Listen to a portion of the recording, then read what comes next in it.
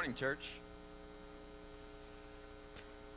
I want to let you know about one more opportunity before I launch into the message today. This is a particular opportunity for couples. So if you're seriously dating or engaged, this has been a really, really great program we've offered for the last few years. It's a class called Merge, and it starts March 2nd. And I've done a lot of work with couples for many, many years. I enjoy doing premarital counseling, and one thing I've learned is that falling in love is the easy part, and staying in love is the hard part, and you need to plan for that. And so if you are dating someone and you're really getting serious about it, this is a really, really good class, and talk a lot about how to fight better, how to argue better, talk about family of origin kind of stuff, personality things. Some staff lead the class, and then there's some couples that also come in and help with the class as well. So the deadline for that is March 1st to sign up.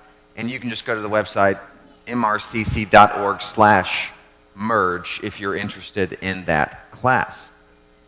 So a few years ago, I talked to one of our medical people in this church family, a surgeon, and I said, hey, tell me the best part about being a surgeon and tell me the most challenging part of being a surgeon.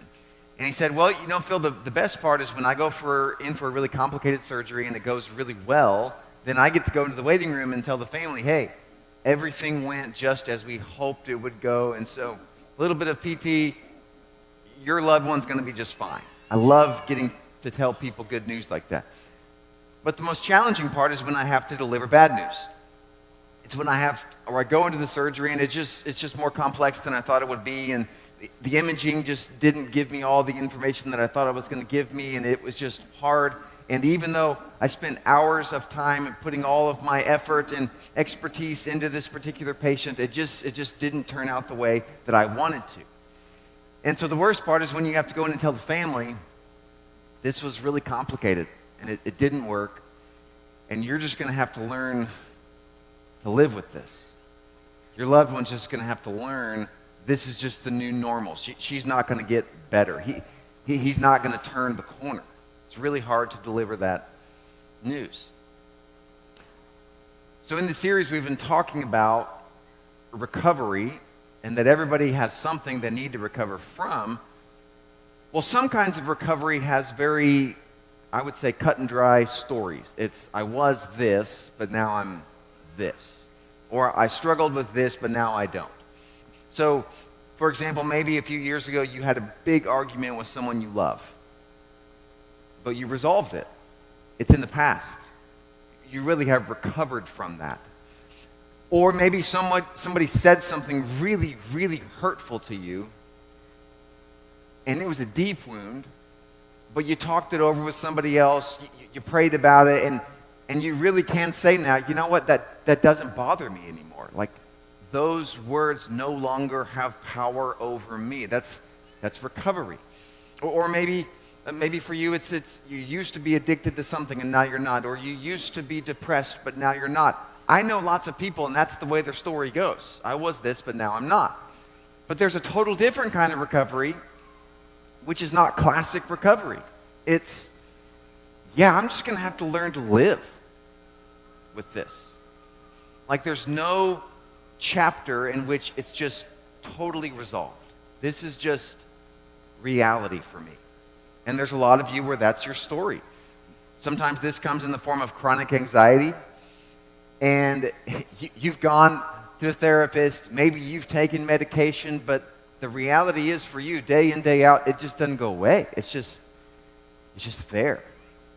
Maybe for you, this is the burden you feel over a prodigal son or a prodigal daughter, and you love that person so deeply, and you hope and you believe and you pray that they're going to come back to the Lord, but there's part of you that realizes that might not happen, and so you just sit with it.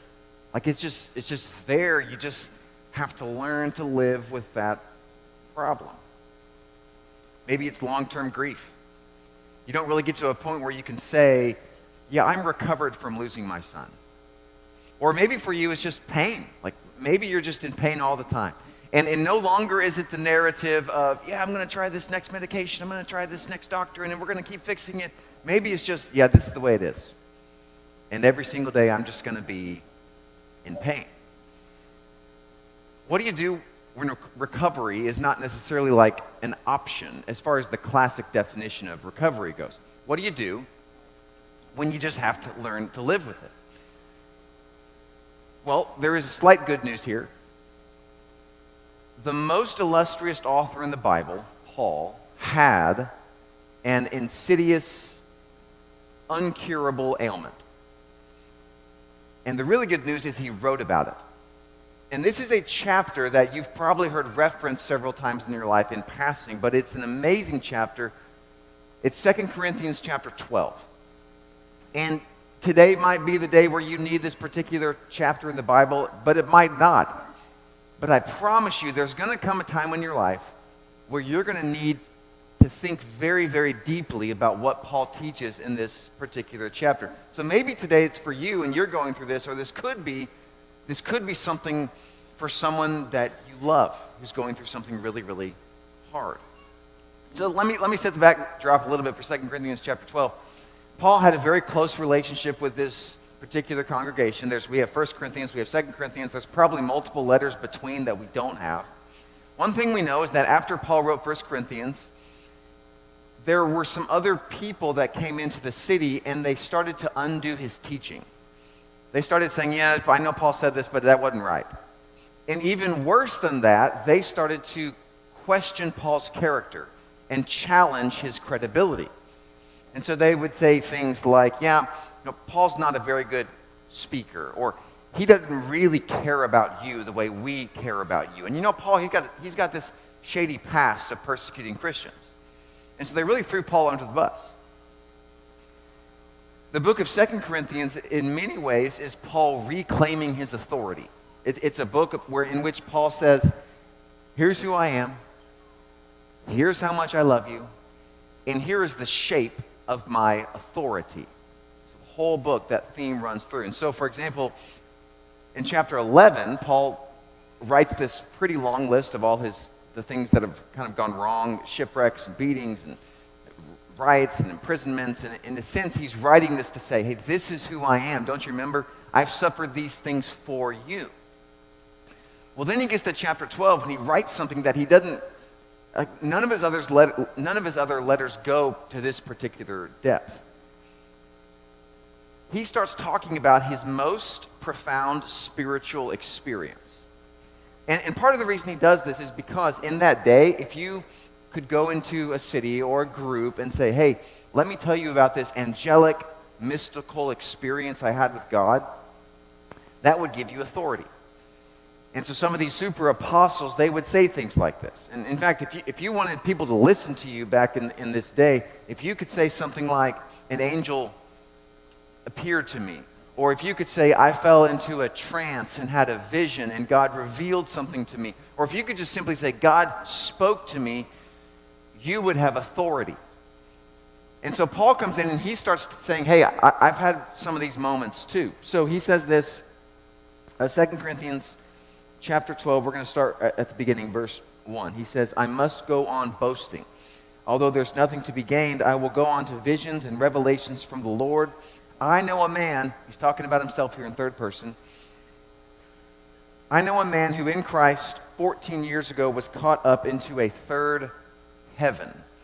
And the reason he says third heaven is in the Jewish frame of thinking. The first heaven was the sky. The second heaven was what you see beyond the sky, what we would call space. And the third heaven in their mind was the realm in which God exists.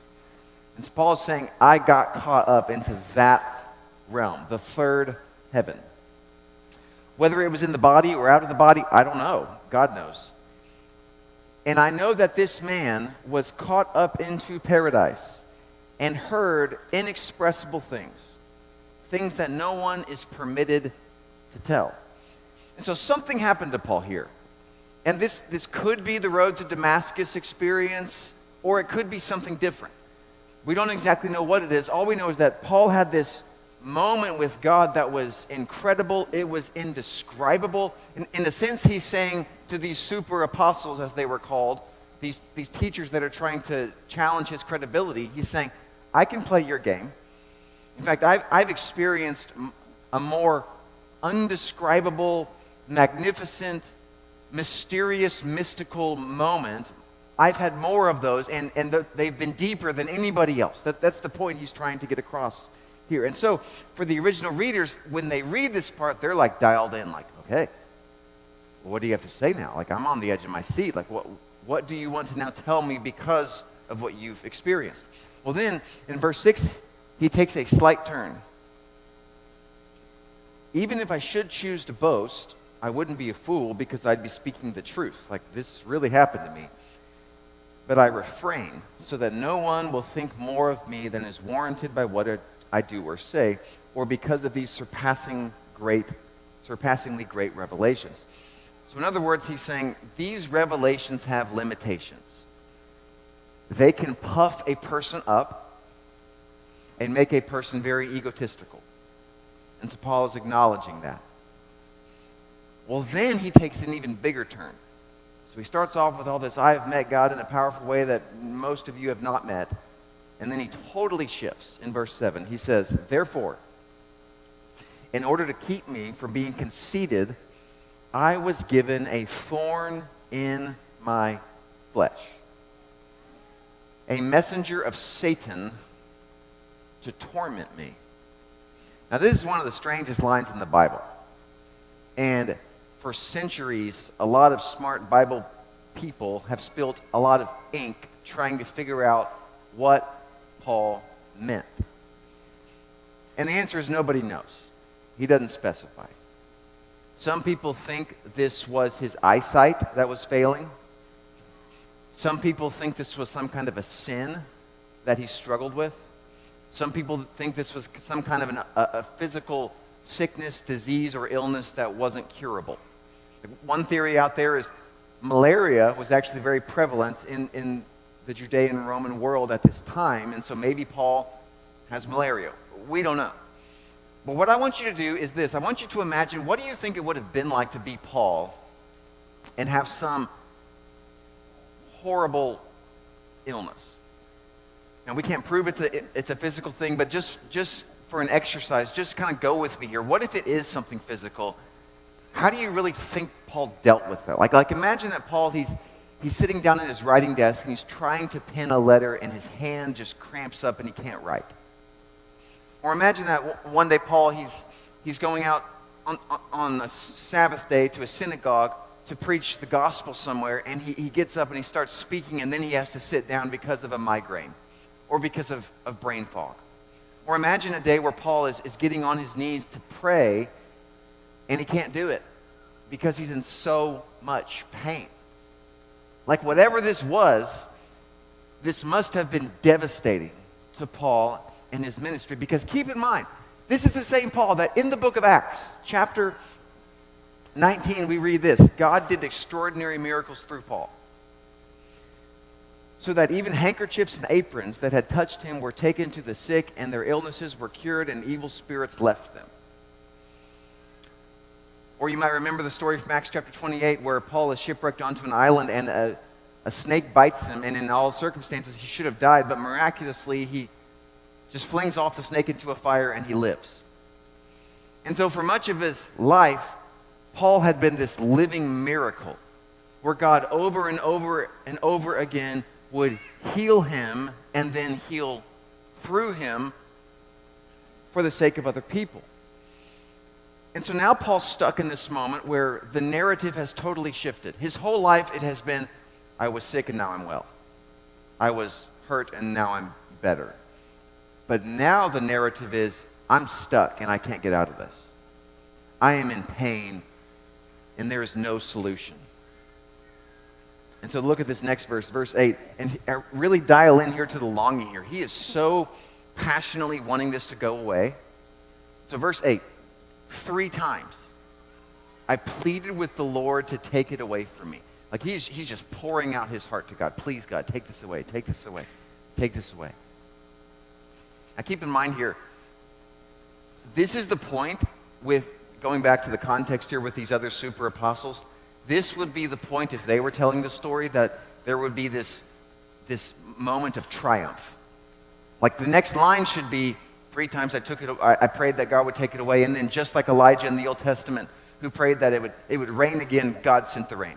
Or just like Hezekiah, again in the Old Testament, who prayed that God would give him more years in life, God said, yes, I will heal you, I will rescue you, I will take you out of your suffering. This is the moment, like this is where Paul's supposed to say that, but he doesn't. So here's what God said to Paul. So 3 times I pleaded with the Lord to take it away from me, but God said to me, my grace is sufficient for you, my power is made perfect in weakness. You think Paul wanted to hear that? Would you want to hear that if you're pouring out your heart to God? You see, something that is really striking to me about this text, Paul did not share what he heard when he was caught up into heaven. He said, that's indescribable. I'm not even going to say what I heard. But Paul did say what he heard when he was going through a living hell.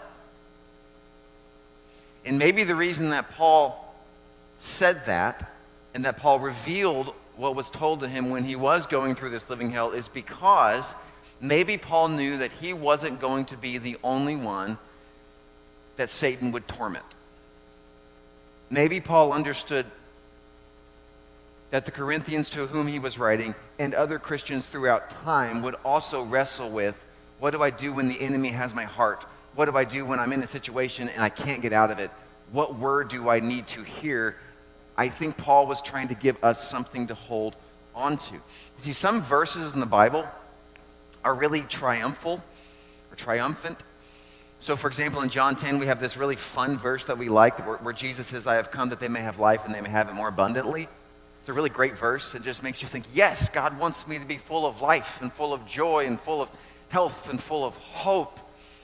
Or you have a verse like Philippians 4:13 where Paul says, I can do everything through Christ who gives me strength. And again, it's one of those, yes, amen, amen. I can do this. What about this verse?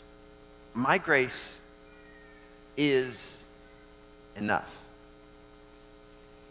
Like, how do you receive that kind of verse?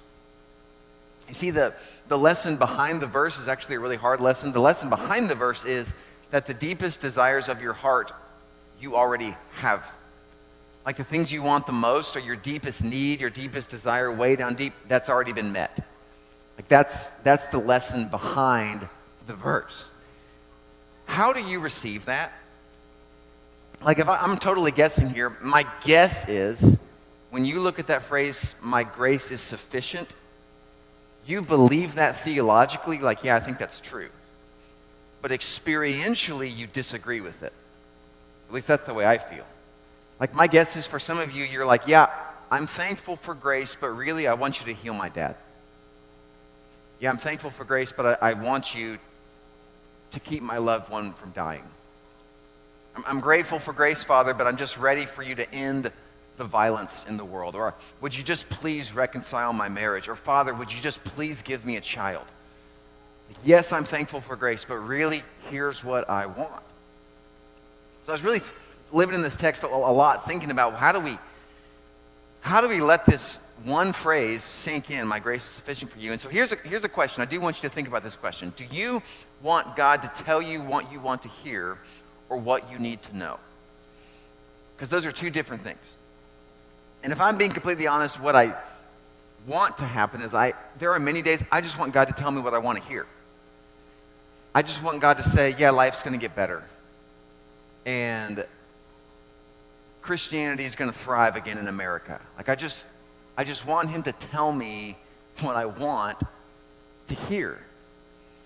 But sometimes maybe it really is better for God to tell us what we need to know, because what we need to know is called truth. And you don't have to feel good about truth for truth to be truth. Like it's truth whether or not you feel good about it. You see, the problem I think is that we have given God a role that he never requested. Let me explain here. So when I was dating Mary early on, we were at a very serious part of our relationship, but we were not engaged yet. And there was this day where Mary got this job offer in a different city, and she was really debating on taking it because she'd really worked hard for this job. And so one day she sat down with me and she said, Phil, what do you think? Should I take this job? And I told her what I thought she wanted to hear, which was, you've worked really hard for this. And this is a really, really good opportunity. You need to follow your dream. That's what I told her. Well, then she paused and she said, is that what you really think? And I broke down and started crying and said, that, of course that's not what I think. I don't think you should take the job because I think if you take that job, that's going to threaten our relationship, and I'm not sure if we're going to stay together. You see, what she needed was for me to be a truth teller, not a yes man. And so for a lot of us, we just want God to be our yes man. Would you just tell me what I need to hear, or tell me what I want to know? And God is coming around here and saying, well, I would prefer to tell you actually what you need to hear. And for some of you, what you need to hear is very simple. My grace really is enough. And you might not believe that's true, but it's true whether or not you believe that. You see, a lot of us, we just want God, just tell me what I want. Tell me what I want to hear. But God is saying, no, I'm gonna tell you what you need to know. Now, this is really, this is a hard one. This is a really hard one to wrap your mind around. It's a really hard one to internalize. But I will tell you this, if you can make this shift to fully believing that God's grace is enough for you, there is a big blessing on the back end of this. And so let me read to you the next thing that Paul says.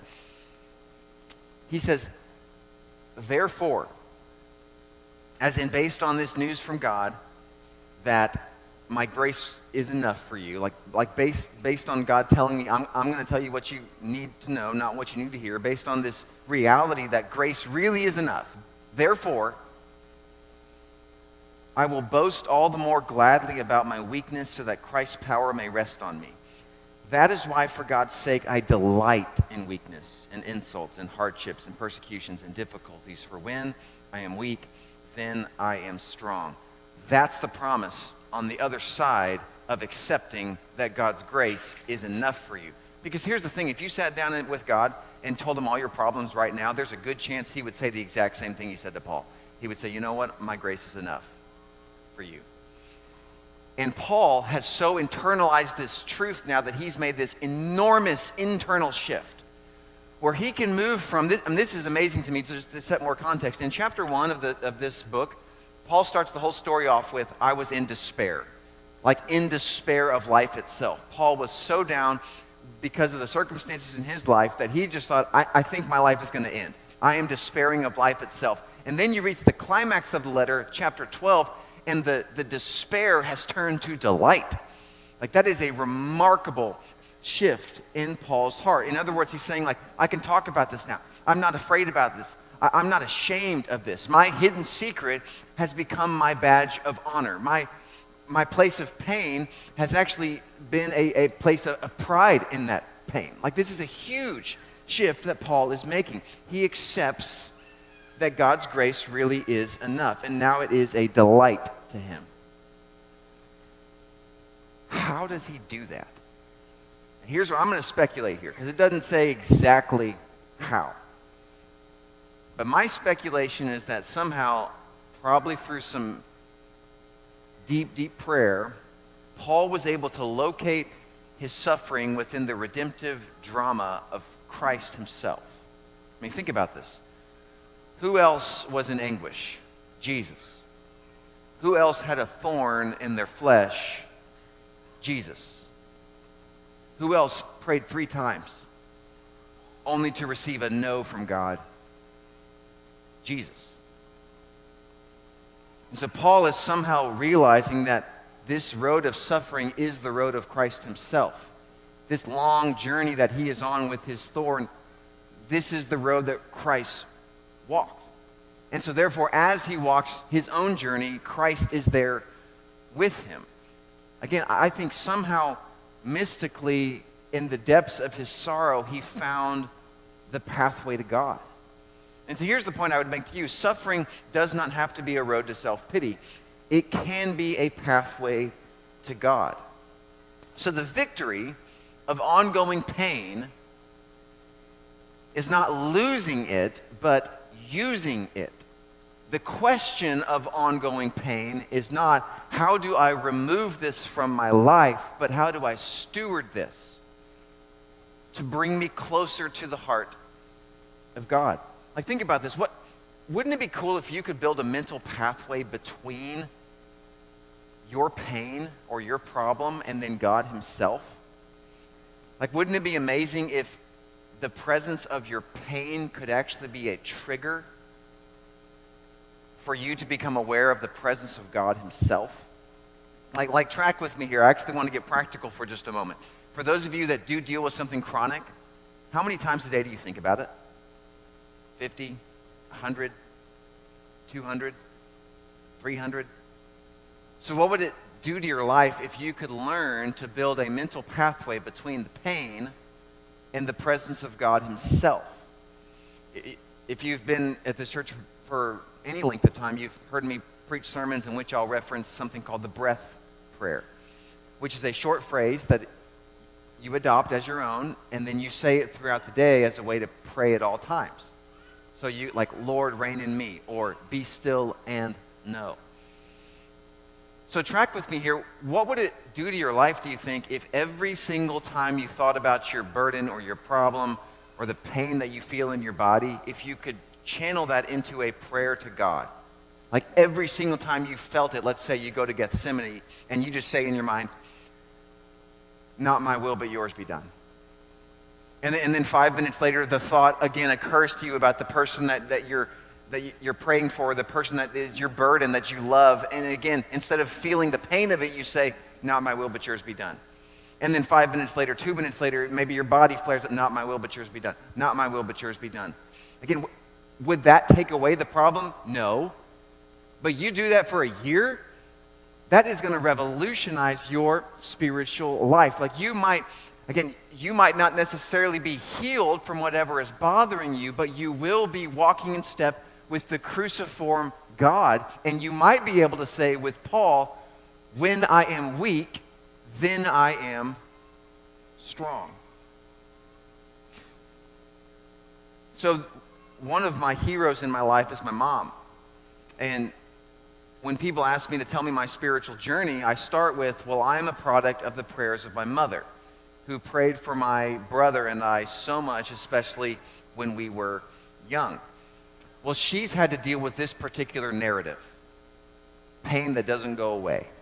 And so I want you to watch her tell her story in this context.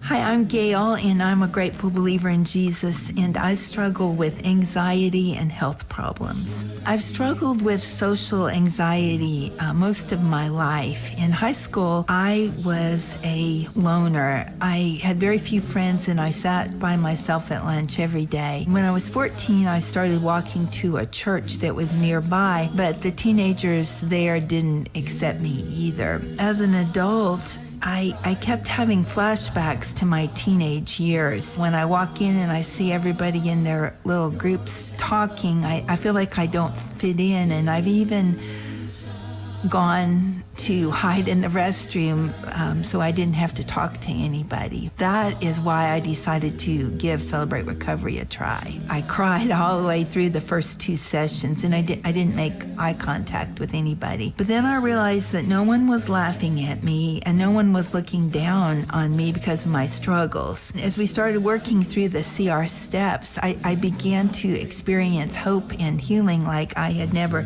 experienced before. There's a line in the Serenity Prayer that says, living one day at a time, enjoying one moment at a time, accepting hardship as a pathway to peace. And we all have hardships that are because of the poor choices that we make.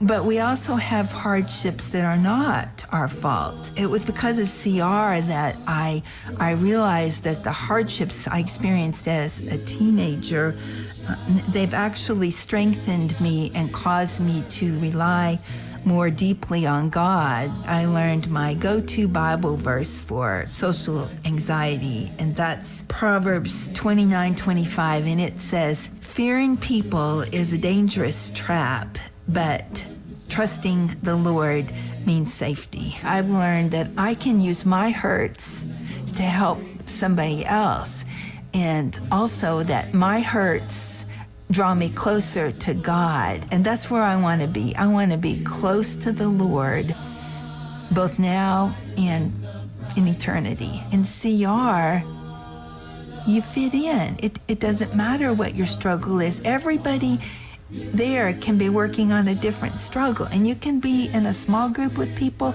or a step study group with people, and you can all be working on different things, but you belong. If you put forth the effort, God will provide the hope and the strength and the peace that you need. If you find yourself stuck with any kind of hurt or struggle, give Celebrate Recovery a try, because you don't have anything to lose and you have everything to gain. So she's an amazing lady, and I want to highlight a few things she said there. One of the principles of this entire series is I'm teaching some of the deep bedrock principles of Celebrate Recovery, which do come from Scripture itself. And so I do want to highlight again, if you're in a season of life where you just feel like you need something to get you over the hill or turn the corner, Celebrate Recovery is a remarkable ministry, and it's helped a lot of people, and it could help you too. I love what my mom said in the middle of that video, where she learned that the social anxiety could be attached in her mind to a Bible verse. And so now when one comes up, so does the other. And so that's really what I'm trying to encourage us all to do as we close. Really, two practical questions that you can ask yourself every time you face this chronic anxiety, this chronic pain, this burden for someone you love. Every time it comes up, two questions. Question number one, how can I lean? And question number two is, who can I love? Question number one, how can I lean, means how can I, in this moment of angst and pain and hurt, how can I lean into the story of the suffering Messiah the way that Paul does? How can I make the story of Jesus also my story? How can I let the suffering become a pathway to God? How can I lean into God? And question number two is, who can I love? Every story of suffering can be the story of hope for somebody else. You need to find that somebody else. How can I lean? Who can I love? And so we're going to sing a song now. And if you have a particular burden you'd like us to pray for today, we'll gladly do that. If you'd like to give your life to Christ in baptism, we would love to see that this morning. Let's stand and sing.